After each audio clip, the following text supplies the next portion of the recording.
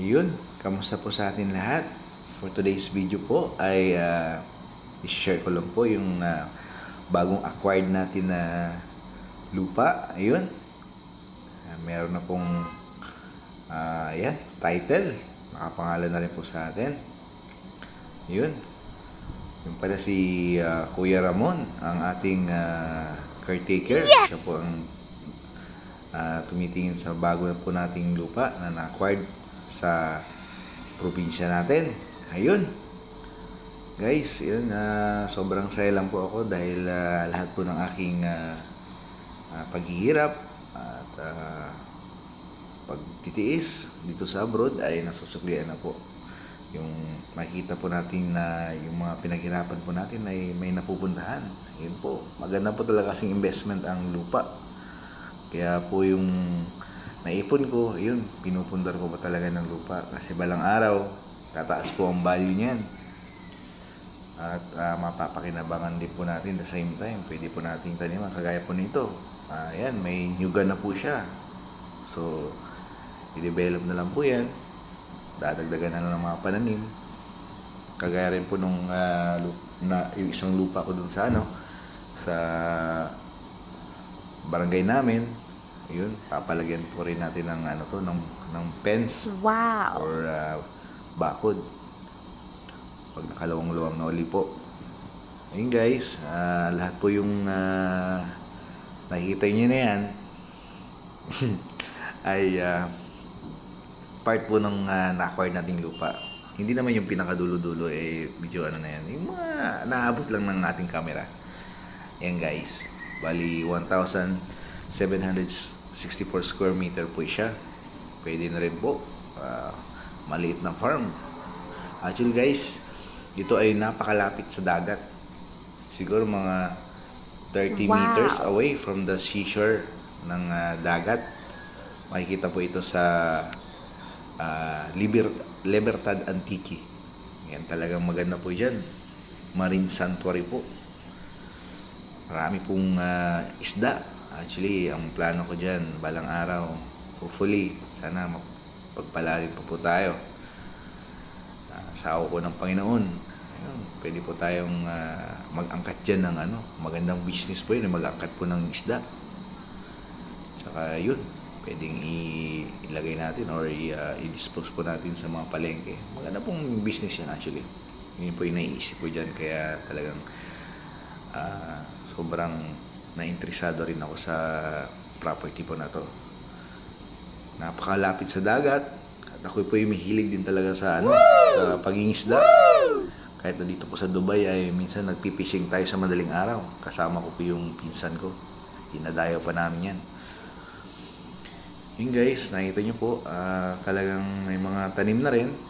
Ito bali si Kuya Ramon ay Sinong Ramon ay actually talagang nililinis niya. Yan, yes! Dati kasi medyo masukal po yan eh. Talagang maasahan ko yan ang ating butihing caretaker. Ayun. Sabi ko nga sa kanya, magtanim lang siya dyan, bahala siya dyan. Medyo almost 1 hour and 45 minutes away kasi po sa bahay, sa lugar po namin. Pero malapit lang po yan, lalo pag meron ka ng sasakyan. Yun.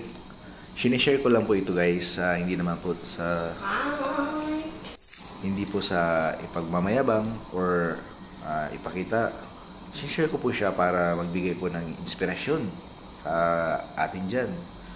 Yung meron kang pangarap, meron kang gustong marating at meron kang gustong abutin, talagang kailangan natin pagsikapan yan at bigyan ng kaukulang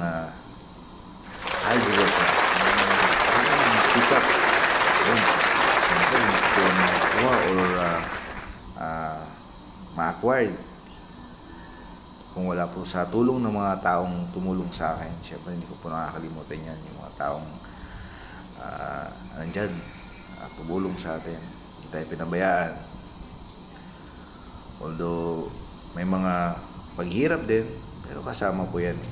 Diyan po tayo tumatatag. Pag merong sakripisyo, merong paghihirap, ayun, kakayanin. At yun, makikita mo na yung mga kagaya po nito, yung mga kinalabasan ng mga paghihirap mo. Ay, magandang, di ba? Magandang investment po yan sa ating buhay. At least meron tayong napupundar. Yun po yung ang pinaka-intention ko po dito sa video po natin na to. Sharing, magbigay inspirasyon. Wow! At yun, siyempre parang ang sarap kasi sa pakiramdam na nakikita mo yung napagpaguran mo, pinagsikapan mo. Thank you sa sarili ko kasi talagang nagpursige tayo.